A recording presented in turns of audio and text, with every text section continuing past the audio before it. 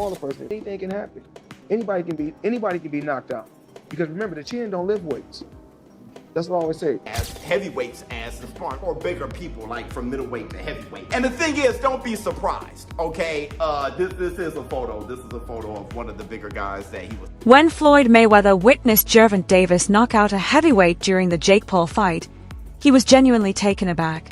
People still don't realize that size doesn't determine boxing, he remarked. If the opponent is quick, strong, and has the right timing, a larger body can fall just as quickly. By dropping a man far above his weight, Tank once again demonstrated that a smaller fighter can definitely defeat a larger one, as Floyd indicated. I don't put nothing past nobody. I could be knocked out. Hit me from the blind side. I mean, that's most time how fighters get knocked out, with the hook. You can't see a hook coming because it comes from the blind side. But as far as with boxing, I don't really need to beef with. I really don't need to beef with nobody in the sport of boxing. Even though it could be some people I really don't like, I don't need to beef with nobody. They ain't got what I got. They boxers. I'm a businessman.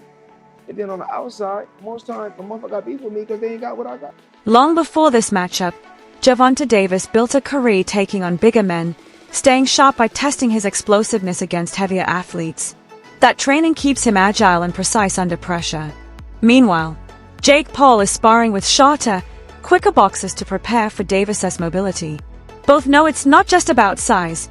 Davis's durability and Paul's timing will decide who wins in a fight where discipline and strategy matter more than power. Middleweight to heavyweight. And the thing is, don't be surprised, okay? This is a photo. This is a photo of one of the bigger guys that he was sparring. But in the past, you know, like maybe a few years ago, he was fighting a guy in Mayweather's camp. He was a bigger guy. I think he was like a middleweight or something like that. He was whooping his ass. One time he was like on live whooping a bigger guy's ass. I mean, he's just beating bigger guys, like middleweights and stuff. He's done that in sparring forever. Remember this story? I brought it up a million times, and I've showed this clip a million times, but on Ellie Set back.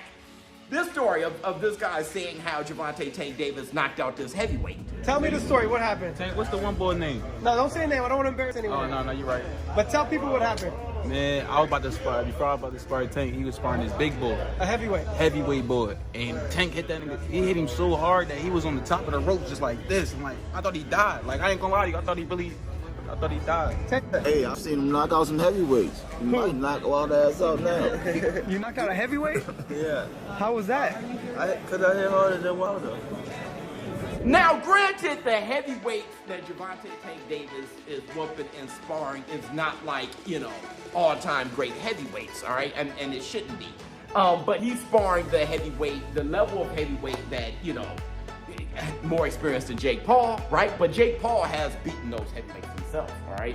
I'm thinking that is the caliber of heavyweight that Gervonta Tank Davis is sparring, but he's whooping their asses. And that's a good thing. Honestly, I feel with Jake Paul sparring Raymond Ford, to me, it looked like Raymond Ford got the best of him. It looked like Jake Paul was a little exhausted, and it looked like Raymond Ford wasn't. It looked like Jake Paul was a little disappointed in his performance, and Raymond Ford was trying to give him a pick-me-up. Like, you know, just kind of letting him know. No, like, you know, we do this and do that. It just looked like Raymond Ford was in a confident, secure place, more dominant place, the more alpha out the two in the ring, and that's Raymond Ford. That ain't Gervonta Davis. You know, I love Raymond Ford. I have him on my fighters list. But still, I don't think anyone thinks he's as skillful or as powerful. Camp reports say Gervonta Davis has been dropping bigger, stronger sparring partners with precise, explosive shots. His power and accuracy shock even heavy fighters, proving size doesn't protect anyone. With his tight stance and quick power, Davis remains a knockout threat to anyone. Gervonta Davis knocked out heavyweight in brutal sparring session, and it just makes me think. You're willing to go spar with heavyweights, but you're not willing to go fight people that you should be fighting. You know what I mean? You're fighting Lamont Roach. His sparring partners was like, man, I was about to spar Tank. He was sparring this big boy, a heavyweight boy. And Tank hit him so hard, he was on the ropes like this, hanging. I thought he died. I was like, man, I hope you don't do this stuff to me. When Davis asked to confirm whether it was true, the WBA lightweight champion said, stuff be happening. Best not to get in there with me. That's it. This guy has all the skills in the world to knock out even heavyweights in sparring, and yet he won't fight Shakur Stevenson. He won't fight Teofimo Lopez. He won't fight He won't fight anyone that he needs to fight to become great. He's fighting Frank Martin and Lamont Roach. You know what I mean? It's just truly crazy. But hey, it's his career. If he wants to just make money, the easiest money that he can without fighting the hardest competition. A top boxing analyst says judging Gervonta Davis by his last fight ignores his long record of strong finishes. Even on off nights, he stays calm and composed, something only veterans can do. Jake Paul has shown courage, but he hasn't faced the same high-pressure moments where one mistake can cost everything. Tough nights have taught Davis lessons. For Paul, those tests are still ahead. Many forget how Davis's timing and patience have beaten top fighters before. In the end, experience often makes the difference. Jake Paul is not beating Tank Davis. Can't believe I actually have to make this video, but let's break this down. The fact that there's actually credible names in the boxing industry saying that Jake Paul's gonna KO Tank Davis is wild.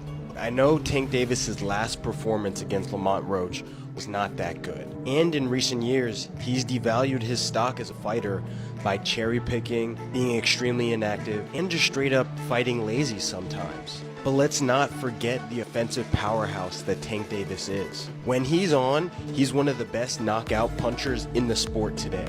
He usually fights very economical the first few rounds, whether that's by strategy or that's just a habit he's had ever since he started boxing. But he starts out very slow in the first few rounds. But once he starts to let his hands go, and that snowball starts running downhill, there's almost nothing in the sport of boxing that can stop that. You need a guy who has elite defense to be able to stop an offensive assault like that. Only guys like Shakur Stevenson, Deron Ennis, and maybe Devin Haney have the ability to stop that. And then we have Jake Paul. Yes, he's 6'2". Yes, he's going to be 200 pounds in the ring. But as you can see with his fight with Tommy Fury, he has poor defense. Whenever he faces another boxer who actually knows what they're doing, once they let their hands go, Jake doesn't know what to do. He's not comfortable defending, whether that's moving his feet or moving his head or just having a tight high guard. He doesn't do it. He gets fatigued and starts dropping his hands, and that would be fine if he had good movement to make up for it, but he doesn't. He has some pretty decent offense, but he mainly throws punches and combinations for the first 4 or 5 rounds and then gets fatigued. He's not a true one-punch knockout artist, and he's not a very good strategic fighter either when it comes to winning decisions. So what's going to happen is Jake Paul's going to throw combinations for the first 4 or 5 rounds, and then right when he gets tired, Tank's going to come on strong and start unloading with the hardest punches that Jake Paul has ever been hit with. And he'll get stopped. It might not be a one-punch knockout, but Jake Paul. Former champion Carl Froch voiced safety concerns about the fighter's size difference, warning it could be dangerous. While he understands the appeal of big matchups, Froch worries a smaller fighter might take serious damage. His focus is on safety, not criticism. Jake Paul, that's serious. He can't really box.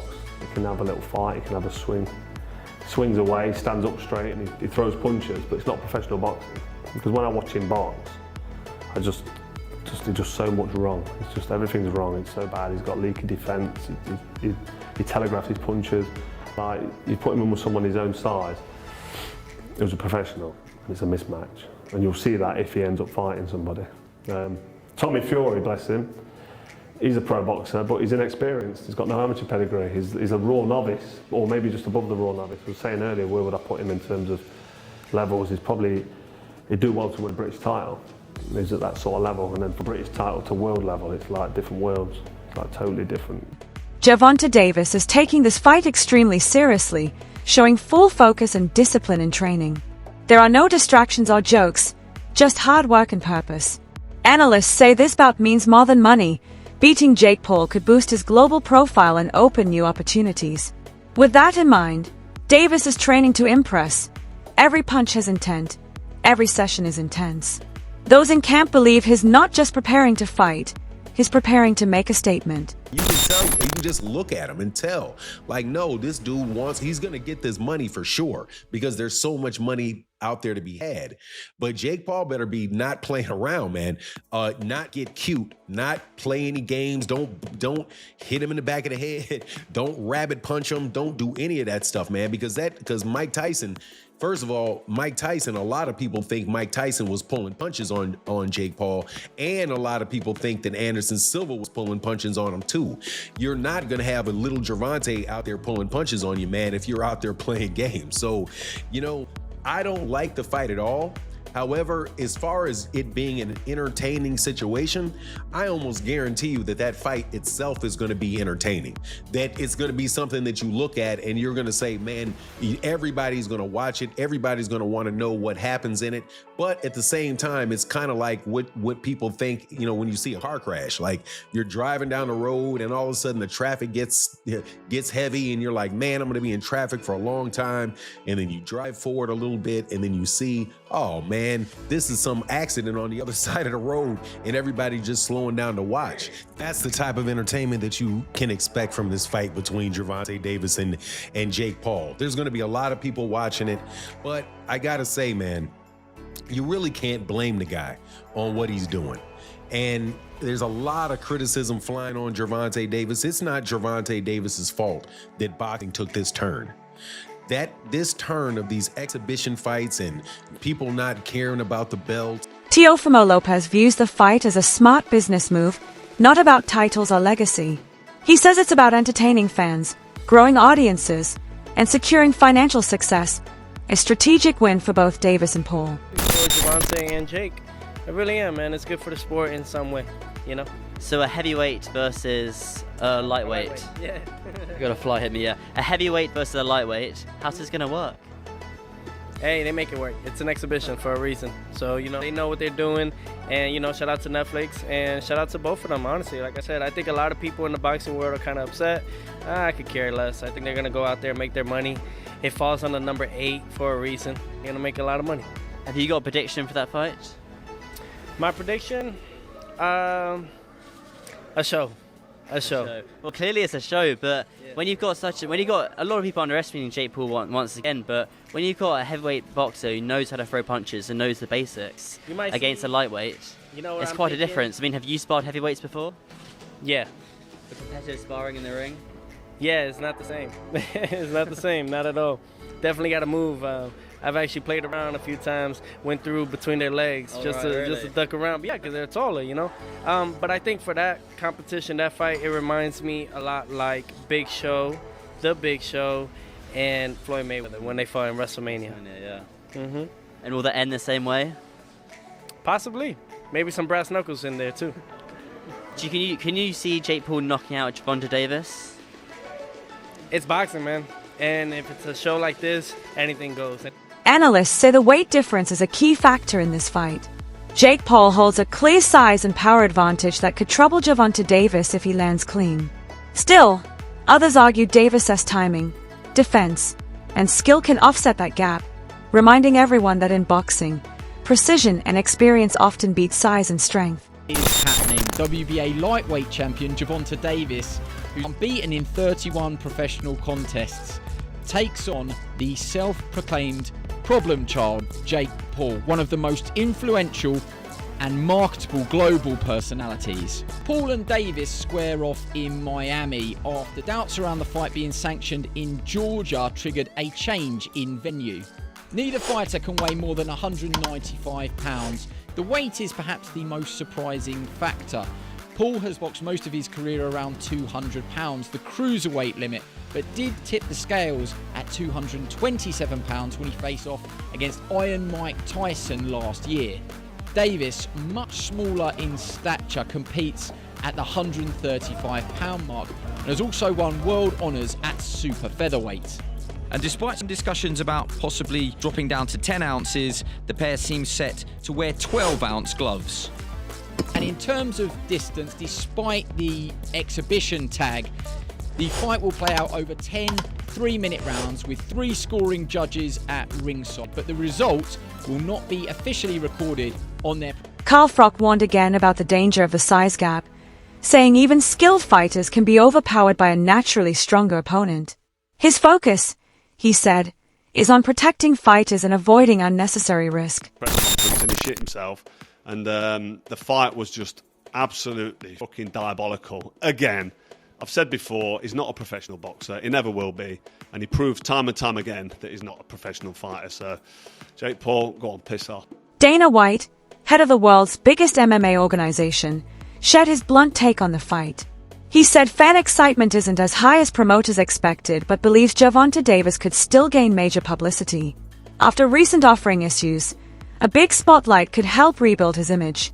White added that Jake Paul's size and reach could cause trouble for Davis, who will need to handle pressure and fight back smartly. While success could open new doors, White remains cautious about the outcome. Jake Paul to beat Gervonta Davis. This is not a fight that I'm excited for at all. I would rather have Gervonta Davis fighting in a real boxing match against the likes of Lamont Roach, Shakur Stevenson, Keyshawn Davis, Emmanuel Navarrete, anybody that is in the 135-pound division and around. That's who I want to see Gervonta Davis fight. However, we live in a world where everybody is trying to do things as big as possible. And the biggest fights possible right now, unfortunately for the sport of boxing, is an exhibition fight between Jake Paul and Gervonta Davis. So I do like it for this reason, though. I like it because it is allowing Gervonta Davis to have a fight that is going to be big and that the mainstream media is going to have to cover, the mainstream media outside the world of boxing. Gervonta Davis has been, without a doubt, blocked, having venues blocked, having fighters, having other promoters paying fighters away to go different directions from Gervonta Davis. So Gervonta Davis was in a bit of... That concludes the video for today. Keep an eye out. Till the next time.